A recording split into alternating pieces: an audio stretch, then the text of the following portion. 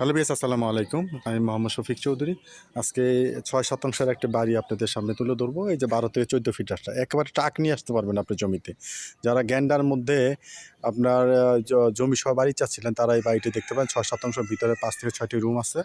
এবং এই যে আপনার এই সামনে দিয়ে গেলে আপনার ওই যে আল মুসলিম গ্রুপ, মানে গ্যান্ডা যে যত গার্মেন্টস ফ্যাক্টরি আপনার এই ভাড়ার উপরে চলে আল মুসলিম গ্রুপ।